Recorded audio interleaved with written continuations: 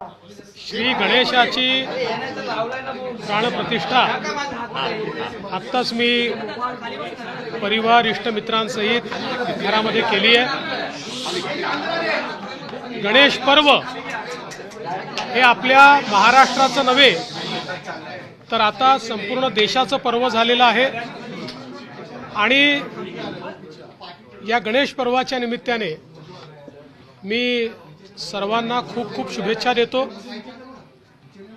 श्री गणेशांनी सर्वांचे दुःख हरावे, सर्वांचे विघ्न दूर करावे, सर्वांना सुख समाधान आरोग्य ऐश्वर्य मिळावं, आपल्या महाराष्ट्राला आणि आपल्या देशाला स्थैर्य मिळावं, भरभराटी मिळावी, आपली जी प्रगती होते आहे तिचा वेग अजून वाढावा, अशी मी विघ्नहर्त्याच्या चरणी या ठिकाणी प्रार्थना केली आहे।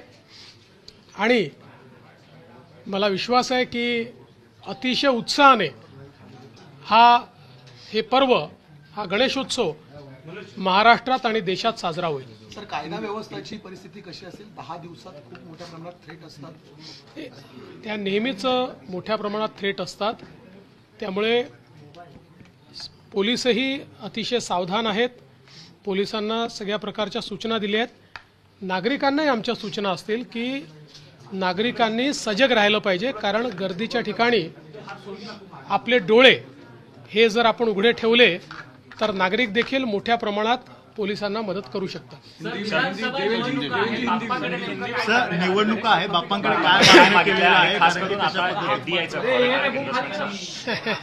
कारण की निवडणुका सध्या सुरू होत आहे की बाप्पांना हे माहितीच आहे की महाराष्ट्राची प्रगती कोण करू शकतं आणि ते बाप्पांनी पाहिलं आणि महाराष्ट्रातल्या बाप्पांना मानणाऱ्या सर्व नागरिकांनी देखील बघितलेलं आहे। त्यामुळे मला असं वाटतं की बाप्पांचा आशीर्वाद मिळेल। खरं म्हणजे बाप्पांना तसं काही फार मागावंच लागत नाही, ते सगळं देतात। सद्बुद्धी कुणाला देण्याची कारण की सद्बुद्धी देण्याची काही गरज आहे का? कुणाला खूप ढासळत आहे। बऱ्याच लोकांना सद्बुद्धी देण्याची आवश्यकता आहे, मी नावं त्यांचे घेणार नाही, पण सर्वांना सद्बुद्धी मिळो अशी बाप्पाच्या चरणी प्रार्थना आहे।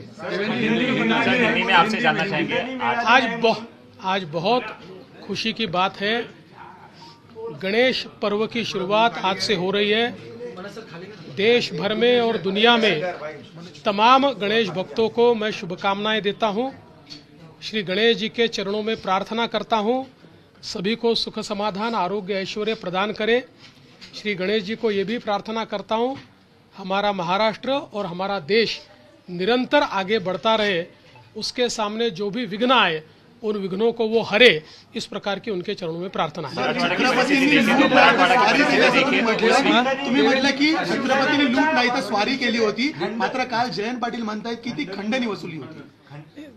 असं आहे की ज्यांच्या सरकारलाच खंडणी सरकार म्हटलं गेलं त्यांना प्रत्येक ठिकाणी खंडणीच दिसेल। पण मला एका गोष्टीचं समाधान आहे की जे खऱ्या अर्थानं इतिहासाचे अभ्यासक आहेत, मग ते शिवरत्न शेट्टीजी असतील, सदानंद मोरेजी असतील, या सगळ्यांनी अतिशय स्पष्ट भूमिका त्या ठिकाणी मांडलेली आहे। माझं एकच म्हणणं आहे, माझा राजा लुटारू नव्हता, माझ्या राजाला लुटारू म्हणणं मी खपवून घेणार नाही। सर, इतिहासामध्ये आवेदन केला जाईल का? तुम्ही जे वक्तव्य केलं की पुस्तकामधून चुकीचा इतिहास शिकवला जातोय, चुकीचा इतिहास शिकवला जातोय, तो बदलला जाईल का? आणखी सरकार बदलणार उसको कैसे देखते हैं? खास करके इतिहासात बदल केला जाईल का? माझं अगदी स्पष्ट मत आहे की महाराजांना लुटारू म्हणणं योग्य नाही। त्यांनी कधीही लूट केलेली नाही, सर्वसामान्यांना त्यांनी कधीही त्रास दिलेला नाही। त्यामुळे जर इतिहासामध्ये काही चुकीच्या गोष्टी आल्या असतील तर त्या सुधारल्या पाहिजेत, कारण शेवटी हे सगळं लिहिणारा इंग्रजांचा इतिहासकार आहे की ज्यांनी याचं वर्णन लिहिलेलं आहे। इंग्रजांच्या इतिहासकाराच्या नजरेतनं आपल्या महाराजांना पाहण्याच्या ऐवजी आपल्या सगळ्या इतिहासकारांनी सोबत यावं आणि जिथे कुठे महाराजांबद्दल चुकीचं असेल त्या ठिकाणी ते सुधारण्याचा प्रयत्न करा। जयंत पाटिल का जो बयान आया, आपके बयान पर जो बवाल हुआ, उसके बाद जयंत पाटिल का जो बयान आया उसको कैसे देखते हैं? देखिए, उन्होंने खंडनी की बात की है तो वसूली सरकार को वसूली ही दिख सकती है, इससे ज़्यादा मुझे कुछ कहना नहीं। आज बहुत पवित्र पावन दिवस है, इसलिए आज गणेश जी की आराधना करेंगे। एफडीआई को लेकर गणपति बप्पा आने के पहले महाराष्ट्र में की कमी है राज्य में, इसको लेकर सरकार क्या करेगी? 128 कोर्ट हमने तैयार किए हैं, स्पेशल कोर्ट्स, इस प्रकार की घटनाओं के लिए जो कार्यरत है। देवेंद्र जी